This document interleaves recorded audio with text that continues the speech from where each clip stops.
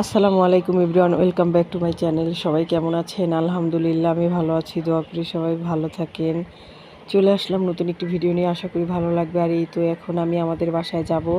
এখন 10:30টার মতো বাজে, যেতে যেতে 11টার মতোই বেজে যাবে। আসলে আমি যাব দেখি সব কিছু গোছগাছ করে নিয়েছি, কারণ মানে থাকে না, নিজের সংসারটারে ভালোবাসি, কোথাও যাওয়ার আগে এলোমেলো করে যেতে ইচ্ছা করে না। আমি সব কিছু গুছিয়ে নিয়েছি। আর কাজের লোক না, আমি না থাকলে আসতে চায় না, অবশ্য কোনো কাজ করে না। তারপরও আমি কাপড় চোপড়গুলো যেগুলো নোংরা আছে সেগুলো বাথরুমের কাছে রেখে গেলাম। এই তো সব কিছু ঠিকঠাক আছে কিনা দেখে এখন লাইট লুট অফ করে চলে যাব। আসলে আমি কোথাও যাওয়ার আগে সবসময় ঠিকঠাক সব কিছু আছে কিনা এটা দেখেই যাই।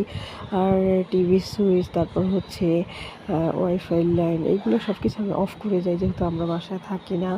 আর আমার সাথে সাথে তো আমার হাজব্যান্ডও যায়, সেই কারণে আর কি এগুলো অফ করেই যাই। আর যে যেখান থেকে আমার ভিডিওটা দেখছেন সবাইকে অসংখ্য ধন্যবাদ। আর যারা সাবস্ক্রাইব করেন নাই তারা দ্রুত সাবস্ক্রাইব করবেন, এটা আমার অনুরোধ। আর এই তো দেখুন আমি চলে যাচ্ছি, আর আভামনি কিন্তু আগেই চলে গেছে।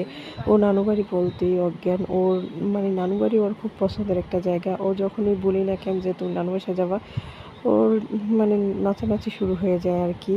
আর এই তো আমার শ্বশুরবাড়ি আর আমার বাবার বাড়ি কিন্তু বেশি একটা দূরে না।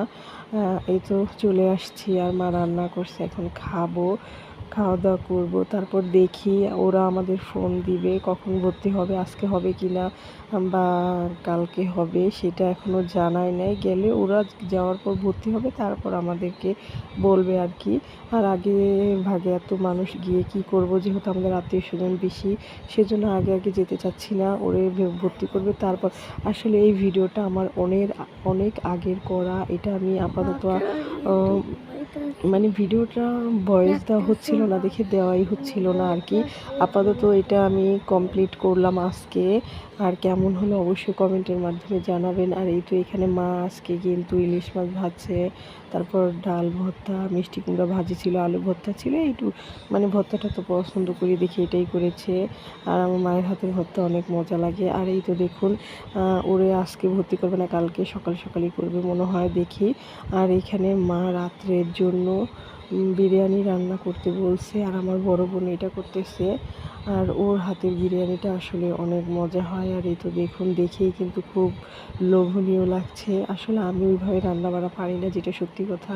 আমার দুই বোন অনেক রান্নাবাড়ায় মানে ভালো পারে আর কি, রান্নাবাড়ায় খুবই সেরা।